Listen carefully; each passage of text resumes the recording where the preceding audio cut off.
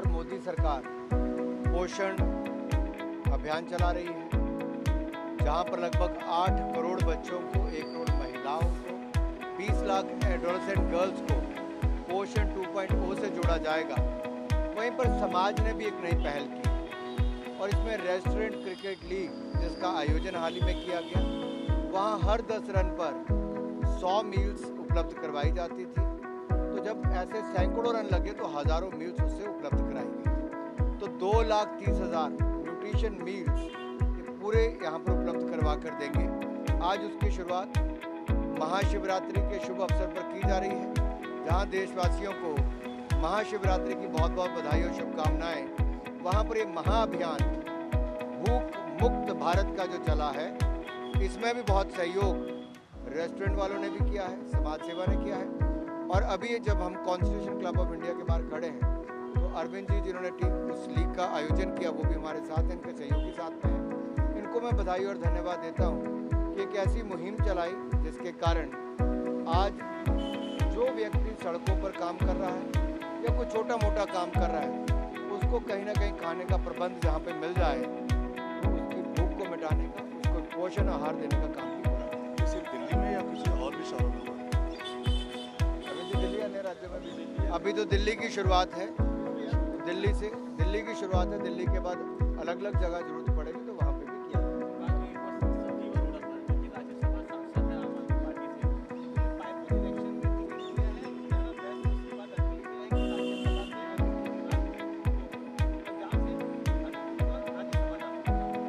देखिए, पहले आम आदमी पार्टी ने अपने राज्यसभा के सांसदों के बंगले खाली करवाए, अरविंद केजरीवाल जी, मनीष सिसोदिया जी और बाकी लोगों ने उस पर कब्जे जमाए। अब जब शराब घोटाले की CNDG की रिपोर्ट एक तरफ विधानसभा में आकर उनका चेहरा बेनकाब हुआ और साफ पता चला कि अरविंद केजरीवाल भ्रष्टाचार के, शराब घोटाले के किंग पिन थे, तो अब एक दूसरा रास्ता बैकडोर एंट्री का पकड़ा है कि एक राज्यसभा सांसद को उपचुनाव का उम्मीदवार बनाकर अब उनका बंगला तो पहले खाली करवा ही लिया, अब उनकी राज्यसभा की सीट भी खाली करवा ली।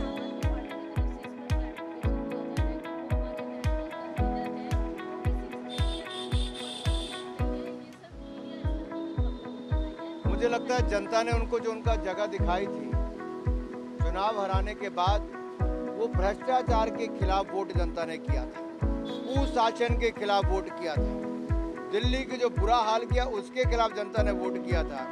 अगर उसके बाद भी इतनी बेशर्मी के साथ अपने राज्यसभा सांसद का घर खाली करवाना, फिर उसका पद खाली करवाना, फिर अपनी बैकडोर एंट्री राज्यसभा में कराना, ये साफ दिखाता है कि अब बैकडोर एंट्री के नेता बनकर रहेंगे। जरा कल्पना कीजिए कि बड़े बड़े होटलों में जो भोजन बच जाता है वो कहाँ जाता है, वो वेस्ट होता है। और अब एक संस्था है हंगर फ्री भारत, यानी भूख मुक्त भारत, जिन्होंने एक बड़ा बेड़ा उठाया है।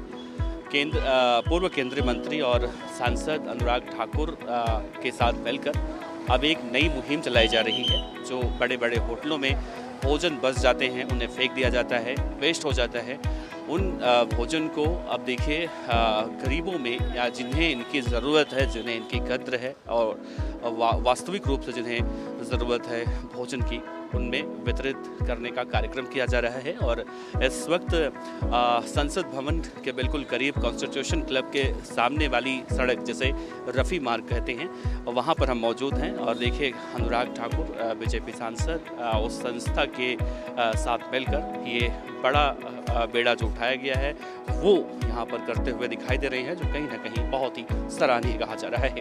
कैमरामैन गौरव के साथ दीपनाथ पांडे, दिल्ली। इस तरह की और वीडियोस देखने के लिए हमारे YouTube चैनल को सब्सक्राइब करें, बेल आइकन दबाना ना भूलें। यदि आप हमारा ये वीडियो Facebook पर देख रहे हैं तो पेज को लाइक और फॉलो जरूर करें। हमारे अन्य सोशल मीडिया पेजेस से भी जुड़े।